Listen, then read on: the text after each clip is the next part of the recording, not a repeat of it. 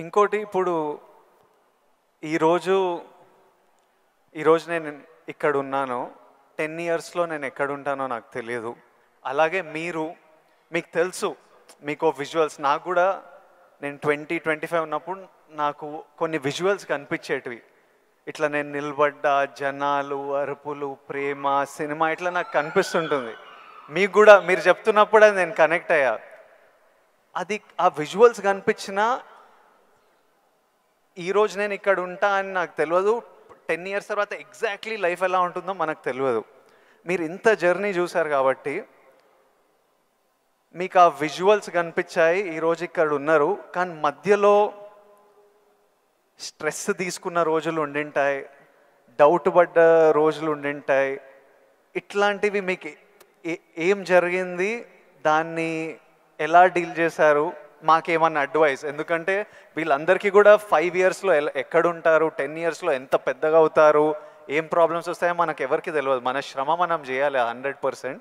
But emotionally, mentally, psychologically ఎలా ఉండాలో I think there is no better than this man and his journey. ఎవరి life cake walk కాదండి. And ఏది కూడా దేనికి కూడా షార్ట్ కట్స్ లేవండి. చాలా హర్డిల్స్ ఉంటాయి, తర్వాత ఎగుడు దిగుళ్ళు ఉంటాయి, ఎత్తు పల్లాలు ఉంటాయి, జయాపజయాలు ఉంటాయి, ఎగ్జైట్మెంట్లు ఉంటాయి, డిప్రెషన్లు ఉంటాయి. ఇవన్నీ కూడా తట్టుకుని వచ్చిన వాడిని, అవన్నీ నాకు జరిగినాయి. ఒకే ఒక ఎగ్జాంపుల్గా చెప్పాలంటే నా మైండ్ సెట్ ఎలా ఉండిందంటే, ఒక ఉదాహరణకి చెప్పేస్తాను.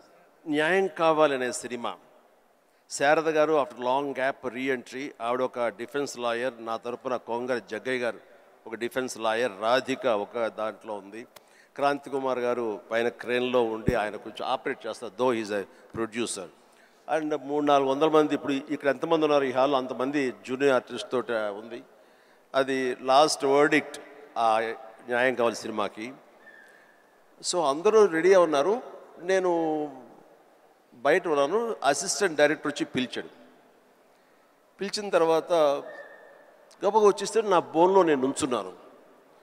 అందరూ ముందు ఆయన, ఏంటంటే మేము కూడా పిలవాలా, వచ్చి కూడా పడి ఉండారా మీరు, ఏంటంట అప్పుడే సూపర్ స్టార్ అనుకుంటున్నారు మీరేమన్నా, ఉండండి, ఇది పెద్ద పెద్ద యాక్టర్లు లేరా, జగ్గయ్య గారు, శారద గారు అనేసరికి ఒక్కసారి గుండె పిండేసెట్ అయింది విజయ్. ఇందులో నా తప్పే ఉంది, బయటే ఉన్నాను, ఫ్లోర్ బయట, వాళ్ళు పిలిచారు, వచ్చాను, కూర్చున్నాను, ఇందులో తప్పేంటి, ఎందుకు అలా అరుస్తాడు, పైగా క్రెయిన్ పైన ఉండేసరికి ఆయన అరుపులు అందరికీ వినపడుతున్నాయి. అలాగే కామ్ అయిపోయాను. ఆ రోజు మధ్యాహ్నం భోజనం చేయబుద్ధి కాలేదు. సాయంత్రం ఇంటికి వెళ్ళిపోయిన తర్వాత నా ల్యాండ్ ఫోన్ వచ్చింది. నేనే క్రాంతి కుమార్ని మాట్లాడుతున్నాను. చెప్పండి sir.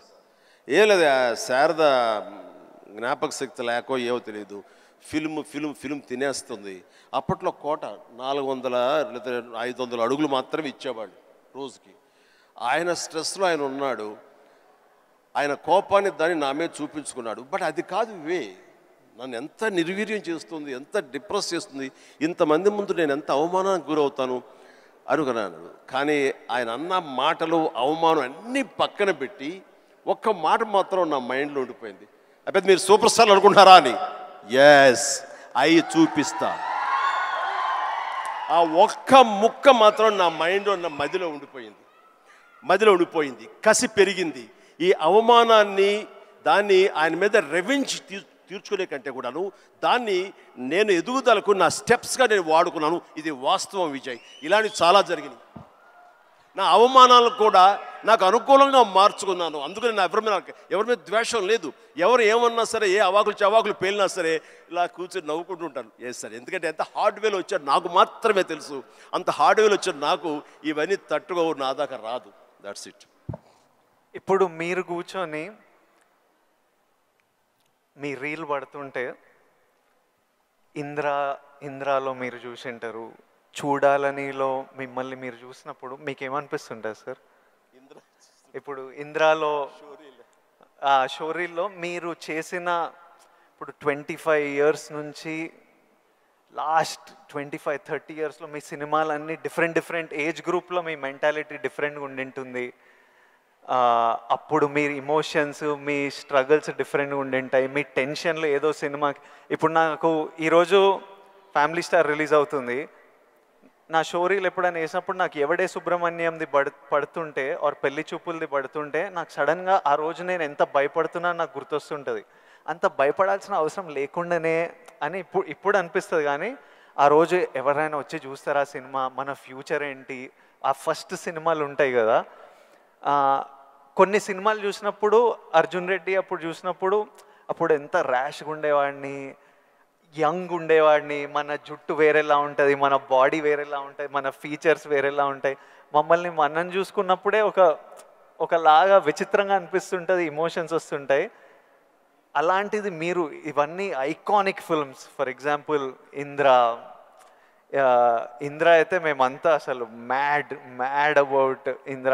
Most of your films మీకేమనిపిస్తుంటుంది మీరు చూస్తున్నప్పుడు? నాకు పెద్ద తేడా ఏం లేదు. ఇప్పుడు మ్యూజిక్ వేసి వేడం బిట్ ఏమంటే వేసేస్తాను. ఇప్పుడు అప్పట్లో అలా వేశారు, ఇప్పుడు చూస్తుంటే ఇప్పట్లో అప్పట్లో ఆ రెండు నాకు ఇష్టం లేని పదాలు. ఎందుకంటే అప్పట్లో అన్నావంటే ఇప్పట్లో నువ్వేమి లేనట్టే అని నాకు అస్సలు అట్లా అస్సలు కాదు. ఇప్పుడు ఇంకెక్కడో ఉన్నారు. అప్పట్లో కదా అని అనుకోను నేను ఇప్పుడేంటి, ఇప్పుడేం డెలివరీ చేయగలను, ఇప్పుడేం ఇవ్వగలను అనేది నా ఆలోచన. అలాగే ఉంటుంది. ఇప్పుడు మీరు అన్నట్లు ఇందాక షోరీలు చూస్తుంటే అయినా వేస్తాను ఇప్పుడు కావాలంటే ఎస్ అనిపిస్తుంటుంది. దానికి కావాల్సిన ఉంటుంది.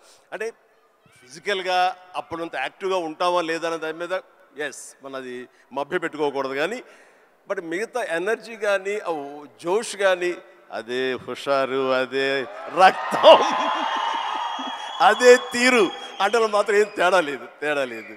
అది ఎప్పుడు కానీ ఒకటి మీరు అన్నట్లుగా నేను అర్జున్ రెడ్డిలో చూస్తుంటే ఆ రోజు నా కాన్ఫిడెన్స్, నేను నా హెయిర్ స్టైల్, నా పొగరు, ఇవన్నీ చూస్తుంటే అవన్నీ మీ పెట్టుబడులు. ఎస్, అది మీ క్యారెక్టరైజేషన్. నా ఉద్దేశం, నా సలహా ఏంటంటే ఎప్పుడు వాటిని వదులుకోకండి. అవన్నీ కూడా మీకు మీ క్యారెక్టర్ నిలబెట్టేటటువంటి మీ చుట్టూ ఉండే కంచు కోటలు అవి.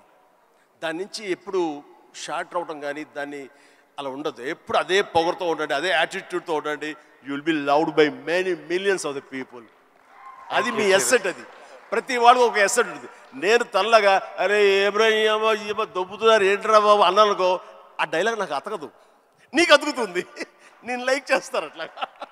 అందుకని మన దగ్గర ఏవే ప్లస్ పాయింట్స్ ఉంటాయో వాటిల్లోనే మనం ఓన్ చేసుకోవాలి, వాటితోనే మనం ఇంటరాక్ట్ అవ్వాలి, వాటితోనే మనం అట్రాక్ట్ చేసుకోగలగాలి. అందుకనే అవి మీ అసెట్స్ ఏమున్నాయో అది ముందు గుర్తించాలి. ఏ క్వాలిటీస్ అయితే ప్రజలు, ప్రేక్షకులు, ముఖ్యంగా మీ అమ్మాయిలు లైక్ చేస్తున్నారో దాన్ని మాత్రం వదులుకోవద్దు అంటారు. వదులుకోవద్దు. Please do it. Thank you sir.